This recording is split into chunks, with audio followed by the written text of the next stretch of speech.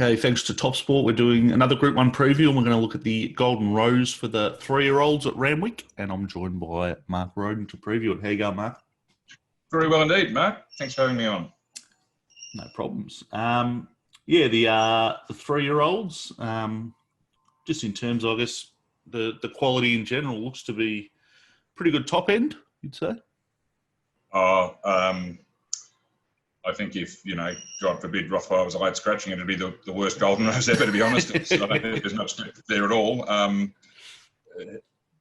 If he wins the race, he's probably a worthy winner and, could stack up with some past winners of the race, but I don't think a lot of the rest of them.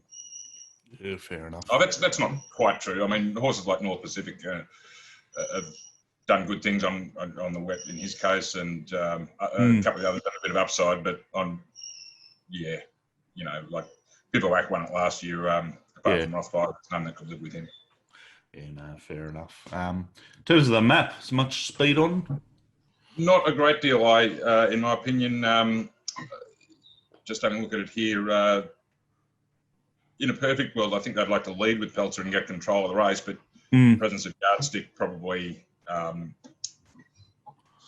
will stop that from happening. And Yardstick, I think, will probably take it up. Peltzer box seat. Rothfire can just do what he likes. If both Yardstick and Peltzer want to be a bit tactical, he could go to the front if he wanted to. He's certainly got the tactical speed to do that. But I think the ideal setup would be like how I've outlined it here, with Yardstick bringing him across, Rothfire sitting in the breeze, Peltzer box seat, and the others queuing up behind. Yeah, fair enough. And most importantly, if it pans out like that, it won't be any great pace either. Yeah, okay. Fair enough. What about the track? Much going on this week in Sydney? Oh, it should be good. There's only very limited rain forecast, if any. And it could be a bit windy tomorrow, which I don't think will have a huge impact on the pattern, but will certainly make it pretty firm. Yeah. It's hard to know exactly how the track will play. If you look at, the overall pattern of true rails at Rose Hill across all track conditions, it's generally pretty fair. Last time on a true rail on a heavy track, it was very much up the inside. But the last time we got one on a good track, which was back in April, so a fair while ago, it was quite fair. So on the good, hoping it's fair and most horses get their chance. No worries. All right. Well, we've got the 9-horse field, so we'll run through them. Sure. Starting with the Queenslander, Rothfire, who's obviously all the rage. $1.85 with TopSport at the moment. Yep. How short can you get him? I've got him about that, $1.90, but you could have him as short as you want, really. He was obviously dominant in the run to the Rose.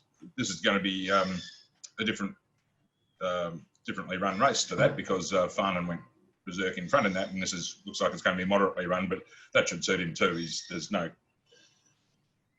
question of him running 1400, and no doubts about his acceleration. He's probably got the best turn of foot in the race as well, so he's just perfectly suited. The only possible negative I could come up with for him is that he's second up off a first up peak, which theoretically at least can be a negative.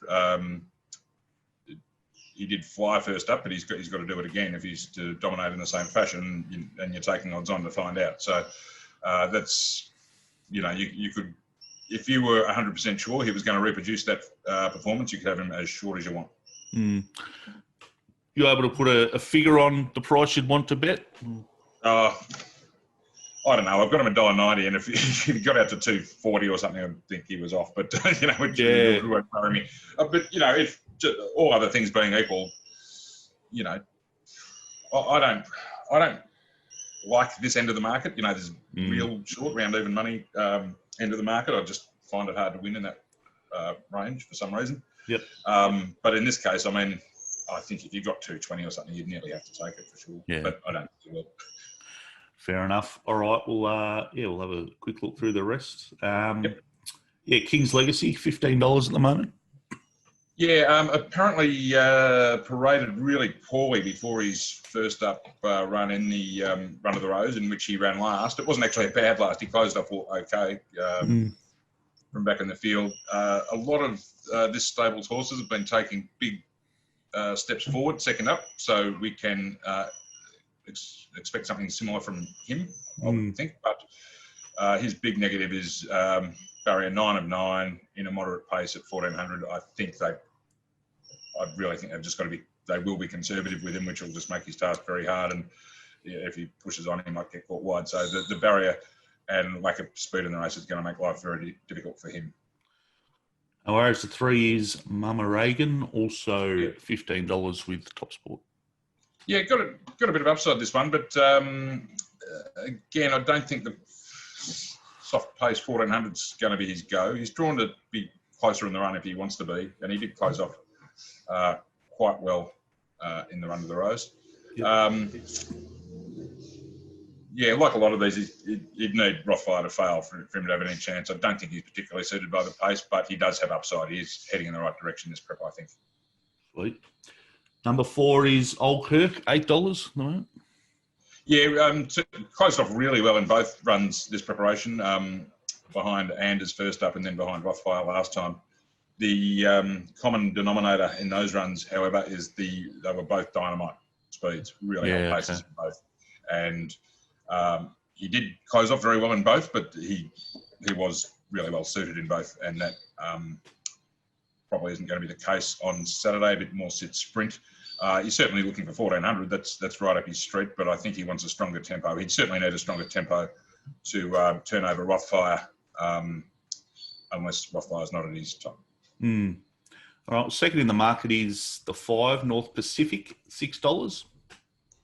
Yeah, actually back North Pacific in the run to the Rose against Rothfire and Farn, and he started shorter than Rothfire that day for SP profilers. He's certainly not going to start shorter than him tomorrow. He had a bit of a break before that run, and he's now coming in off the 14-day break. So, he'll be set to peak here. He could conceivably get a lot closer to the Rothfire, no doubt about that. I think the jury's still out a little bit as to whether he's a wet tracker or not, because he's 2 really big through-the-roof runs, ratings-wise, over the winter were on soft ground. So that, on the evidence we've seen so far, that might be his go. But he will be fitter. He will be ready to peak. 1400, they're all ticks.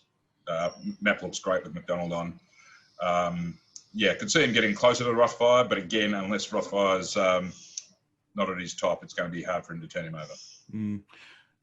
Can you put a number on, I guess, the number of runs you want to see before you definitely say that's a wet tracker, or has he rated down on firmer tracks? Or he had, but I mean, he's only had how many starts? 4 or 5 starts. Yeah, 4, I think. It's really not conclusive with him because, last start was a prep run. He certainly rated down on what he'd done in his 2 big wins during the winter, but it was a prep run for this. So I think, he could rate to his best on Saturday and still get beaten by Rothfire because his best isn't as good as Rothfire's. But if he goes back to that level and runs second to Rothfire, I'll be happy to back him on dry in the future because I know he can go to his best on it, put it that way. Yeah, okay. Sure. Number 6 is Global Quest, $31 with TopSport at the moment. Yeah, I don't think he's good enough. Interesting prep for this from Chris Waller. He'd only run at 11 and 1200 in the autumn and spring, or 1000 to 1200, and they ran him first up at 1500. He trolled really well, and he ran really well first up. Drawn to get a reasonable run. Won't be far off the speed, but he lacks the quality. He's not good enough to win. Fair enough. 7 is Peltzer, and $8 at the moment. Yeah, I think he's attracted a bit of support this year. 9 into 8, so he's been respect.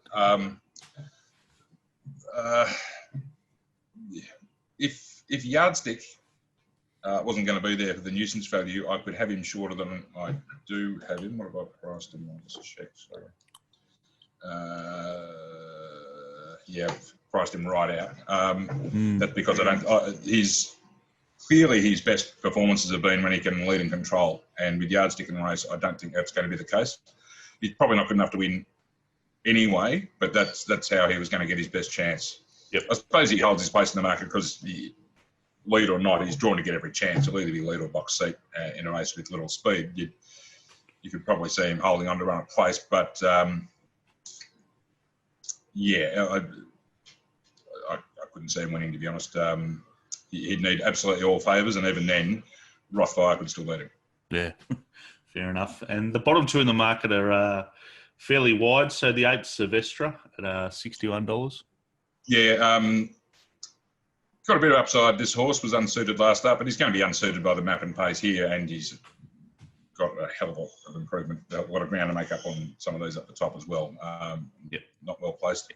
And Yardstick, but the Ryan Alexiou camp wish he wasn't there. It'll make their life easier with Peltzer, but he'll have a bit of fun on the speed and hang on as best he can, but can't win as well, I would say. Fair enough. So, all about Rothfire. No real surprises there. Yeah, it's, just on principle, he's backing a horse off a first up peak, second up at odds on is something I can't do, but I really, I approached this race from the standpoint of trying to get him beaten and finding something to beat him, something that might be a reasonable bet against him, and I just can't find one. So, unfortunately, it really does look like a no-bet race for me. I can't make that scenario where it's worth betting against him. You can save a bit of money and keep it in your pocket. There's plenty of other chances. There's 8 other races. There's a few short price favourites across the card, but I think there's a few angles there, and there's a half decent provincial meeting at Kembla too. So we won't be going short of a bet. But even though this is the best, the Group 1 race on the card, it's probably not the best betting proposition unless you want to pin your ears back and just charge into Rothfire. No problems. All right, no worries. We look forward to tomorrow. As you said, sounds like there'll be a bit of action across both Rosehill and Kembla. So, we'll keep our eye out for that. And, we'll chat again next week. All right, no worries. Talk to you then. Cheers.